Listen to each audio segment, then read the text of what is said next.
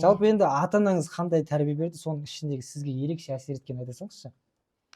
Ата-анам үнемі қасымда болды. Енді болады ғой, қазір мысалы жұмыс басты ата-аналар өте көп та, балалары кейде енді апасында болып қалатын жағдайлар болады, туысында қалып қалады, ары бері көп жүретін ата-аналар болады. Ондай емес. Біздің отбасымызда мама, папа міндетті түрде отбасында болатын, өзіміздің қасымызда болатын. Біз енді семьяда 3 баламыз, бір аға, бір апайым бар. Олармен жас айырмашылығымыз өте үлкен. Мен апайымнан кейін 11 жылдан кейін туылған баламын, ағамнан кейін 9 жылдан кейін туылған баламын. Сондықтан олар мен енді ес біліп, бір осындай үлкен күрделі нәрселер туралы ойлана бастаған кезде, олар уже үйден бір семья болып шығып кетіп қалған ол кезде. Сол үшін мен үйде жалғыз өстім деп айтсам да болады, енді балалық кезінде. Сол кезде мен бір әкем енді 19 жыл бұрын қайтыс болып кетті. Енді мен жаңағы сондай, ол кезде мен тұрмысқа шыққан кезім, 1 жаста балам болған. Сол кезде жаңағы әкем қайтыс болды. Анам Аллаға шүкір қасымда, қазір әлі күнге дейін сол қасымда, өзінің үлкен егесін әлі күнге дейін көрсетіп, қасымда бірге жанашыр болып жүр. Маған берген бір жақсы өсиеттері ол кісілердің тәрбиесі. Ол мынандай да, ешкімнің ала жібін аттама, адал бол, әділ сөйле деп сөйтіп айтатұғын. Одан кейінгі бір жақсы нәрсе, әкем кітапты көп оқитын.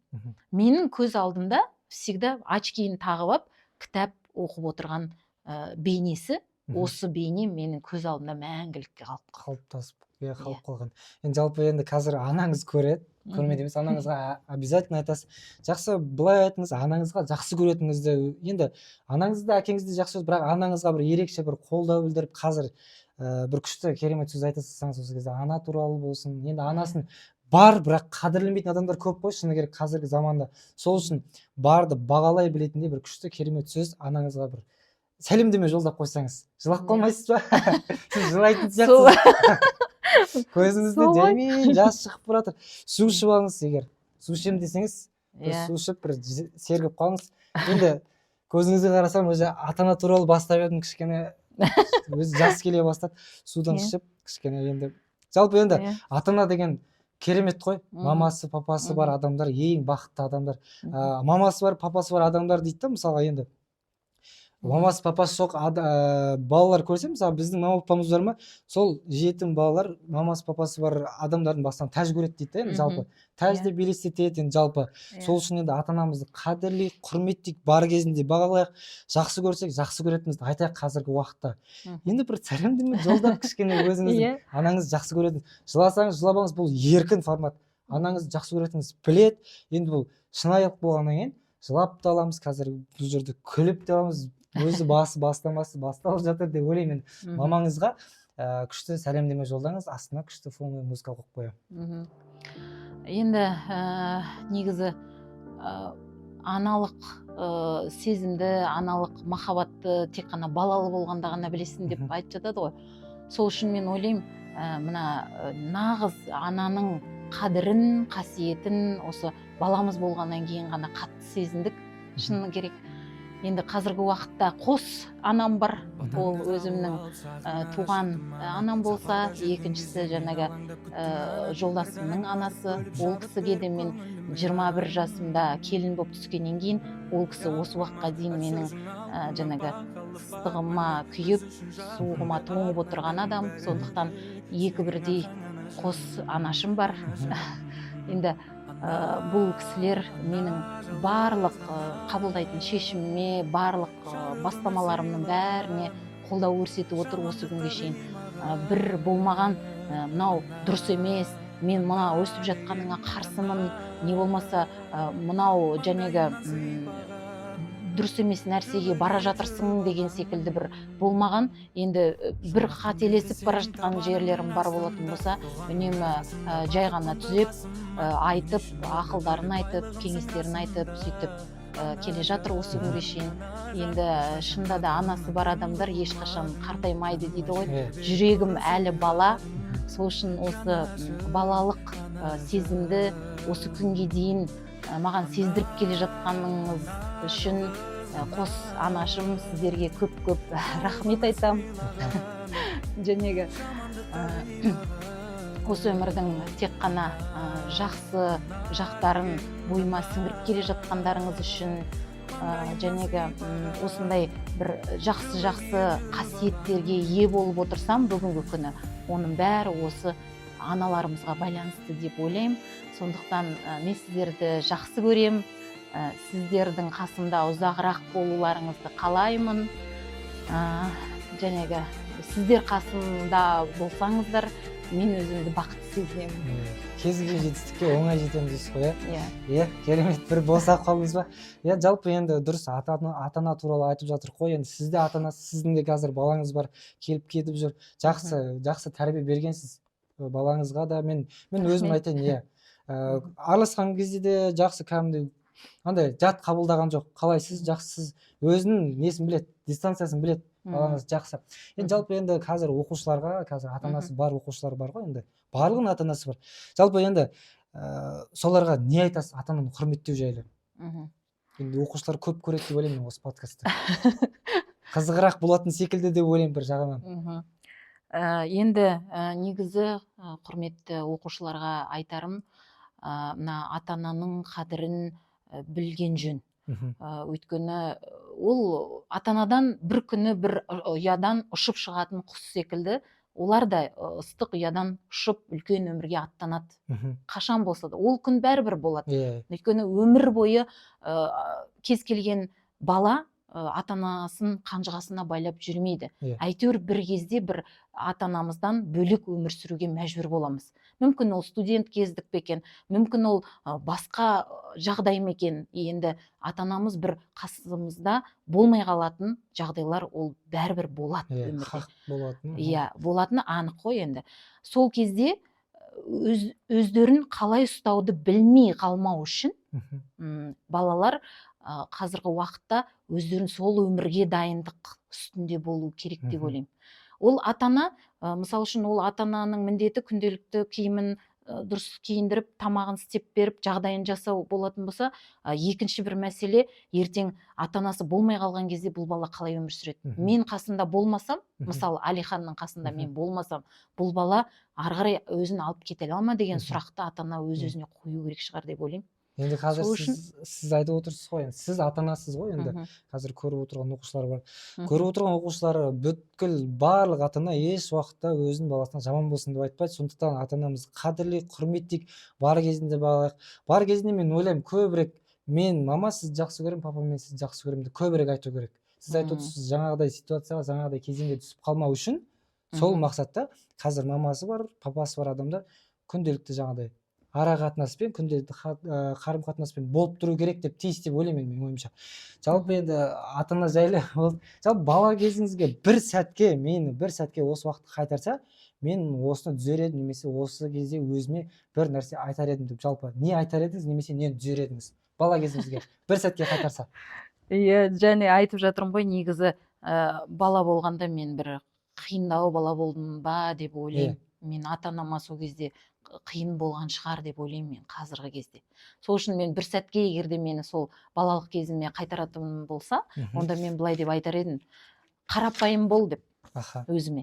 Өйткені білесіз бе, міне мысалы үшін мектепте оқып жүрген кезде мен өзімді сондай лидер есептейтінмін. Өзімді лидермін, мен алдыма ешкім түспеу керек деп ойлайтынмын.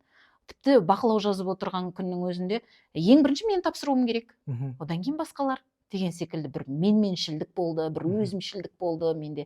Сонда егерде мен өзімді қазір сыртымнан қарап тұратындай бір не болса, сәт болса, иә, онда қарапайым бол дер едім өзіме, жаңағы менменшіл болма, жаңағы бірбеткей болма деген осындай кеңес берер едім. Енді қазір сіз солай айтып жатсыз, сондай оқушылар бәлкім бар, немесе жоқ.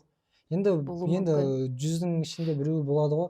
Вот сондай қателікті жасамау үшін, тәкаппарлық болмау үшін, жалпы енді бірбеткейлік болмау үшін қарым қатынасты олай емес, басқаша түрде жеткізуге тырысу керек деп ойлайсыз, қазіргі оқушыларға айтатын өнегеңіз. Жалпы енді жан дүниеңізге үңілетін болсақ, қиын сәтте кімге жүгінесіз, жақын жандарыңыз кімдер сіз үшін, мысалы? Енді негізі мен үшін бар ғой, басты құндылық ол жұмыс, мына бір атақ, мансап алып жатқан дәреже емес екен мен үшін. Оны психологиялық әртүрлі зерттеулер де көрсетіп жатыр тура соны. Мен үшін басты құндылық ол менің отбасым екен. Менің бала шағам, ата-анам, жолдасым, үйдегі туған туыстарым осылар екен. Сол үшін мен қатты қиналған кездер болатын болса, онда тек қана сол отбасымдағы мүшелер маған қатты жәнегі қолдау көрсетеді. Енді қиналған дегенде осы күнге дейін қиналған сәттердің бәрін еске алып отырмай ақ қояйық бұл жерде. Бірақ болды, енді болмады демеймін. Сол бір қиналған сәтіңізде мен осыған немесе осы жақын жанмен сырласқан кезде мен өзімді осындай басқа қырынан көрдім деген секілді. Қиын сәтте енді қолдау білдірген адам мысалға күшті болып көрінеді да, одан кейін уже ойлайсың ғой. Мысалға саған Әділ мысалға маған айтады, Әділ сен қиналма, ничего, барлығы жақсы болады, алдағы уақытта сен күшті белестерді бағындырасың деген секілді. Сонда бір қиын сәтте тұрған кезде сіз кімнен көмек сұрайсыз немесе кімнен қолдау күттіңіз? Жалпы сол қолдау кезде сіз қандай жаққа өзгердіңіз жалпы? Сол қиын сәтте. Мен енді туған ағам бар. Сол кісі маған қатты қолдау білдіреді. Үнемі қазірға дейін ол менің әрбір жетіп жатқан жетістігіме сондай қуанып отырады.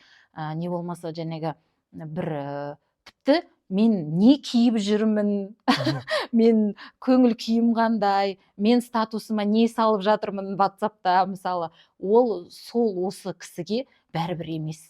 Қазіргі уақытта да уайымдайды сіз үшін. Иә, қазіргі уақытта да уайымдайды мен үшін. Мен ол кісінің көзінше мен директор емеспін, мен мұғалім емеспін, мен 3 баланың анасы емеспін, мен оған кішкентай өзінен 8 жас кіші, кішкентай ғана қарындасымын ғой.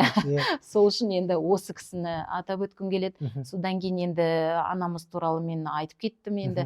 Одан кейін ол менің жолдасым.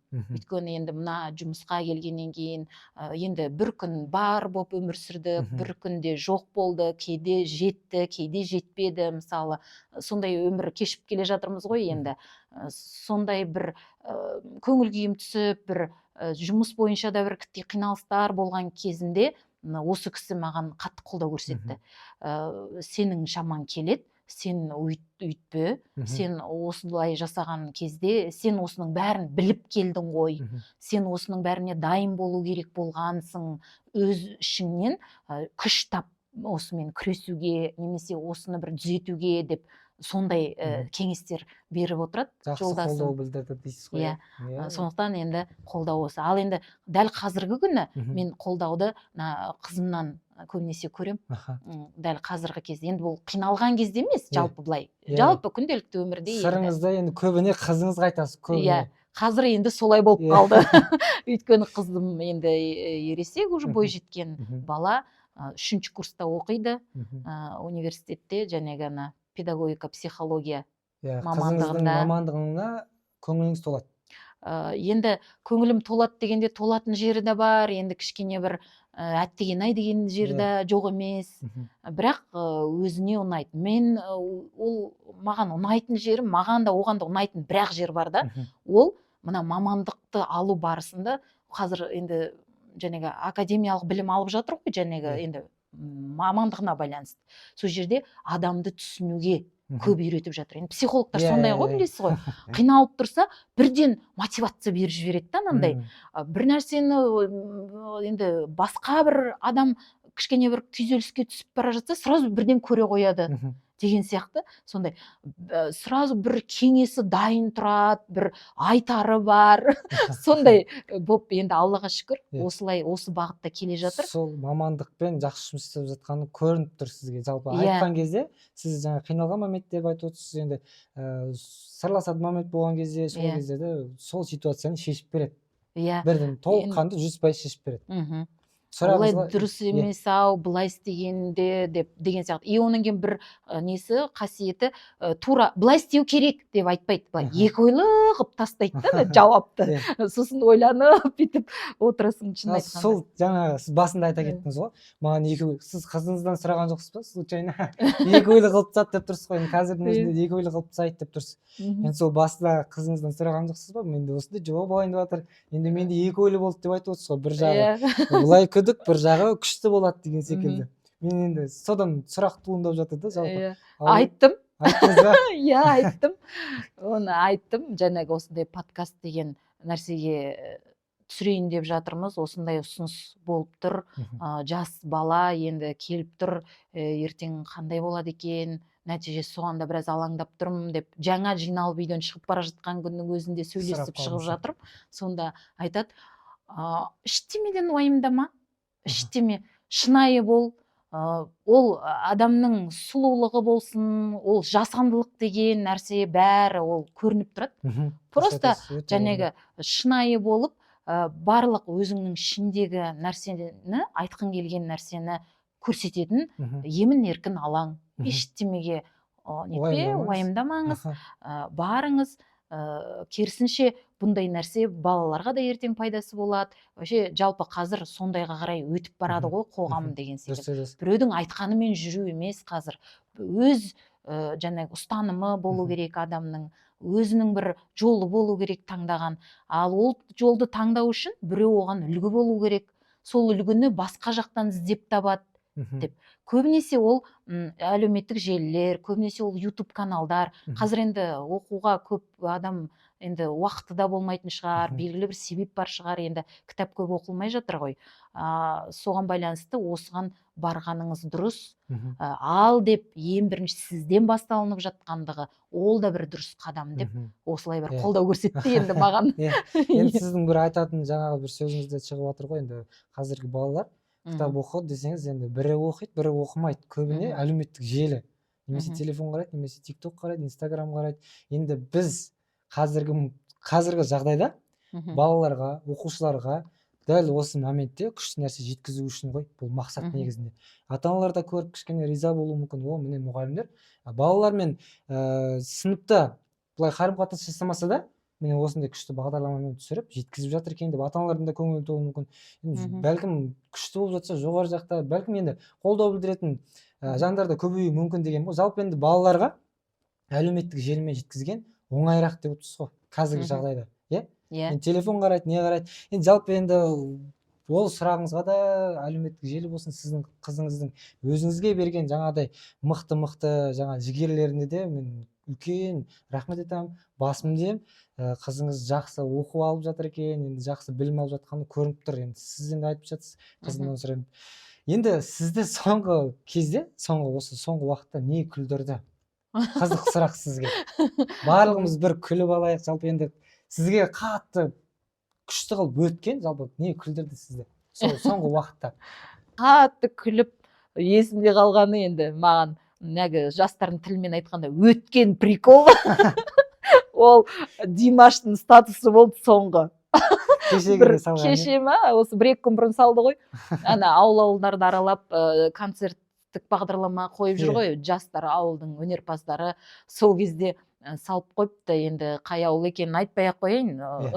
Бір ауылдың жаңағы бір мекемесін салыпты да, ана 30 дамыған елдің қатарына сүйреп кіргізем десе де кірмейтін мекеме ғой бұл деп салып қойғанына тәуір күлдім. Расында да бұл да енді бір жағынан күліп ап, содан кейін ішімнен ойлап қоям, қандай обал деп, бір шетінен қандай обал деп. Ол жерде де адамдар тұрады, ол жерде де адамдар жұмыс істейді. Енді негізі әр нәрсе өзінің уақытына сай болу керек па деп ойлаймын. Жөндеу жұмыстары да, құрал жабдықтар да, бүгінгі заманға не керек, қазір не керек, сол балаларға да кімге болсын қол жетімді болу керек қой.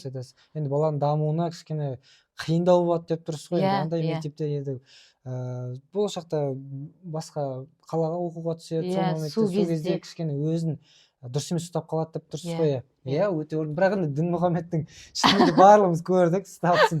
Мен ойлаймын, оны статусын көрген кезде барлығы күлген шығар деп. Өйткені Рүстем де айтты, Елдар да айтты, мына қатырып салыпсың деп. Димаш сондай болды, әзілге. Жо, мен ана салынған суретке емес, ана астындағы жазуы маған прям күлкілі болды. Мына тауып қалай жазған деп өте күлдім, сондай реакция жібердім өзіне. Айтты оны, осындай жіберіп жатыр. Жалпы енді күлу жайлы айтып жатыр қой. Сізді не жылатады? Мен осындай нәрсе көрсем, немесе естісем, немесе ойласам, жылаймын, немесе оқысам деген секілді. М. Не нәрсе Негізі бар ғой жылатады мына сізді? жылау Қазір мәселесіне. жылап қалмайсыз ба? Жылау мәселесіне келгенде бар ғой, мен Иә. бір ерекше бір жағдайда қатысып қалуым да мүмкін. Иә. Өйткені енді көп адам жылап тұрған жерде мен жыламай қоюым мүмкін, мысалы. Жыламай тұрған жерде жылап қалуыңыз Иә. мүмкін. Ал керісінше түкке тұрмайтын нәрсе болған кезде бір өзі бір эмоция келеді да, сондай. Мысал үшін мен мынандай кезде көзіме жас келеді, шынымен. Мен өзімнің мына жұмысымның нәтижесін көремін ғой. Иә. Мысалы сахнада үлкен марапат алып тұрған мұғалім, мысалы, немесе бір үлкен жетістікке жетіп жатқан, мектеп бітіріп кетіп бара жатқан балалар деген сияқты ғой. Сол кезде бір жүрегімнен бір нәрсе кәдімгідей бір әлгі сондай қатты тебіренеді менде. Жүрегім тебірентетін оқиғалар осындай болады. Өйткені мен жай жүрмеген екенмін ғой деген нәрсе келеді да миыма пайдамды бірден. тигізіп жатырмын, иә. Иә, мына мұғалімнің немесе мына баланың осындай дәрежеге жетуіне мына мектеп, мына ұжым, немесе мен жеке өзім бір үлесім болсын бар екен ғой деп, сол кезде бір жас келеді көзіме. Өксік келіп, жылағыңыз келеді. Иә, жылап та алатын шығарсыз бәлкім. Иә, болады ғой енді ондай. Енді сізде тағы бір сұрағым бар. Енді мысалы шабытты сіз қайдан аласыз? Мен мысалы табиғаттан аламын, немесе кітаптан аламын, немесе отбасыма келген сайын шабыттанамын, немесе ұжымға келген сайын шабыттанамын деп, қай неден немесе неден шабыт аласыз? Сізге қазіргі сұрағым. Шабытты бар ғой, негізі әр жағдайға байланысты әр түрлі жер ғой деймін. Мен нақты бір-ақ жерден ғана шабыттандым, мен шабыт алу үшін осы жерге келем деп айта алмаймын. Мысал үшін, иә, кейде бір жақсы әңгімеден аламын шабытты. Мысалы біздің мектеп енді былай үлгілі мектептер қатарында ғой, енді бізге қонақтар да көп келеді, бұл мектепке танымал тұлғалар да көп келеді. Сондай бір адамдармен сөйлескен кезде мен шабыттанам. Сондай бір танымал тұлғалармен сөйлескенде олардың білгендігінің деңгейін көрген кезде мен де ойлаймын, мен неге ондайды ойланбағам мен осы күнге шейін, енді мен мына кісілердің айтқанын қайдан тапсам екен деген сұрақтар туады да. Сол үшін мен шабыт іздей бастаймын басқа жерден. Ол кітап оқуға шабытым ашылады, мысалы. Міне мысал үшін Серік Толықбаев деген кісінің арқасында көп мына жақсы жағдайлардың бәрі орнап жатыр ғой біздің мектеп, спонсоры. Сол кісімен бір 2 сағат сөйлесу адамға көп шабыт береді. Міне осындай әңгімеден шабыттанам. Соңғы мысалы мен Қырғызстанда бір іссапарда болдым. Сол кезде Толонду деген кісі, ол да кәсіпкер екен, үлкен. Сол кісімен 2 күн бірге жұмыс жасадық. Сол кісінің әңгімесінен қатты шабыт алдым. Сол кісімен сөйлескеннен кейін мектепке келгенде мен мүлдем басқа көзқараспен келдім осы мектепке. Ол шабыт деген сол шығар деп ойлаймын. Бірақ біреудің әңгімесімен естіп қана әншейін бүйтіп келе салу жеткіліксіз. Одан естіген нәрсені басқа жермен толықтырып барып, содан кейін барып жасалынатын шабыт келеді. Иә, енді мен енді қызық қой бұл жалпы. Бұл подкастта сізге шабыт бере ма білмеймін. Енді қазір емін-еркін форматта әңгіме етіп жатырық қой. Енді бұл біз көрермендерге де айта кететініміз, біз басшымызды жалпы мектепке бірінші рет келген сұхбатқа келген адамдарды бір рет қана шақырып қоймаймыз. 2 рет, 3 рет, 4 рет керек болса 10 рет, 20 рет шақырамыз. Сол енді дайын болып жүріңіз. Енді келесіде біз қазіргі уақытта біз сіздің жеке өміріңізді ғана талқылап, мектепке қатысты сұрақтарды талқылап жатырық қой. Келесіде бір тақырыпты алып, басынан аяқ бәлкім бір тақырыпты қозғауыңыз мүмкін. Ешқандай сұрақсыз. Енді шабыт береді деген үміттемін. Келетін ұстаздарға да шабыт берсе екен деп, енді кішкене сондай үміт бар бізде. Шабыт берсе екен деп үміттенеміз. Енді сіз үшін достық не? Қазіргі уақытта жаңағы Мұрат деген класста сізбен досыңыз ғой енді жалпы. Айласып тұрасыз ба? Жалпы достарыңызбен айласып, достық сіз үшін не? Достық деген түсінік бар ғой, әр кезеңде, адамның өмірінің әр кезеңде әртүрлі болатын сияқты. Мысал үшін бала кездегі достар болады. Енді ол көбінесе бір сыныптың ішіндегі достар ғой. Қазіргі балалар бізге қарағанда ашық. Оны білетінім, мынау 2 енді қызым мектеп бітіріп кетті, екіншісі оқып жатыр ғой. Сол балаларыма қарасам, олардың достары жан-жақта. Басқа класста, басқа мамандықта, өзінен 1-2 жас үлкен, 1-2 жас кіші, енді бәрібір осындайларды досымыз деп айта береді. А біздің кезімізде дос деген ол енді тек қана сол сыныпта ғана болу керек сияқты болған. Тек қана сыныптастарымды ғана дос деп қазіргі айтуға уақытта болады. араласып тұрасыз, бірақ негізі Иә, араласамыз қазір де. Бірақ та енді дәл сол Мұратпен жақын араластықта емеспіз. бірақ Енді ол мектеп уақытында дос болып, жаңағыдай сіз Иә. екеуіңіздің мамандықтарыңыз бір болғысы келді, бірақ екеуіңіз екі саламен кеттіңіз. иә, екі саламен Иә. кеттік. Содан енді әйтеуір общий чат бар, сол Иә. жерде қал сұрасып сөйтіп Иә, тұрамыз енді. Ал бірақ та енді жаңағы дос деген кезде мен сол бала күнімнен досым ол Қыз бала. Қыз бала, иә. Подружка, былайша айтқанда енді. Меруерт деген досым. Екеуміз бір